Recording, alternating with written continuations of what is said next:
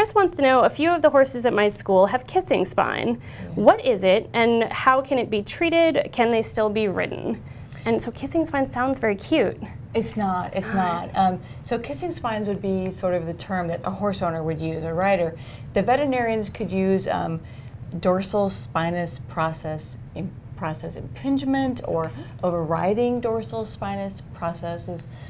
What that means is the vertebrae in your horse's back, they have spinous processes, spikes.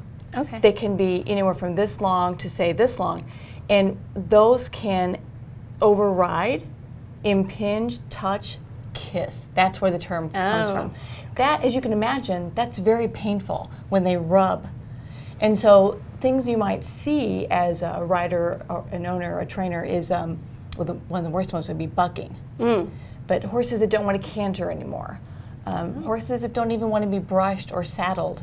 They just resist, or they're reluctant to do things they used to do.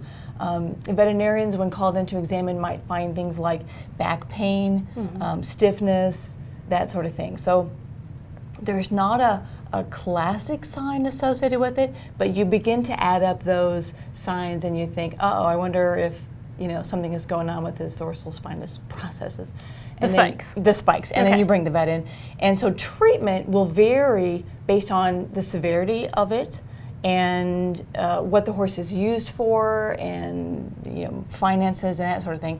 And when there's a lot of different treatments like there are for this, what that means is nothing works great. Sure. Because definitely if there's one treatment for something, then that works. But things you see are non-steroidals, like the Butte, the firocoxib, steroid injections, something called mesotherapy, where they makes very small and very frequent injections into the mesoderm, the sort of the middle layer of the skin, and it's a pain dampening technique, and that seems very effective.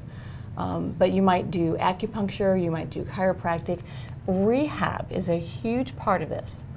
So you don't just do some sort of treatment, just like muscle relaxants, and then put the horse in a stall or stop riding, whatever, and quit.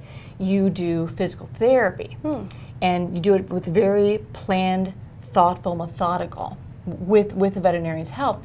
And it might be things like hand walking, because movement is really important in healing this, because there's a muscle spasm aspect of it.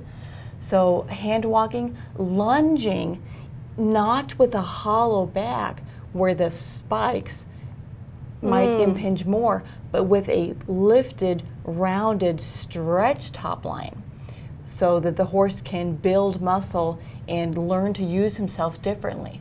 So her question about can they be ridden again, it's hard to say without some diagnostic work, some x-rays, and then see how treatment goes, see how the physical therapy goes, and then you'll know prognosis better. So it's different for every horse. Different for, and that makes it tough for every veterinarian too. It's a longer, it's very process. Challenging.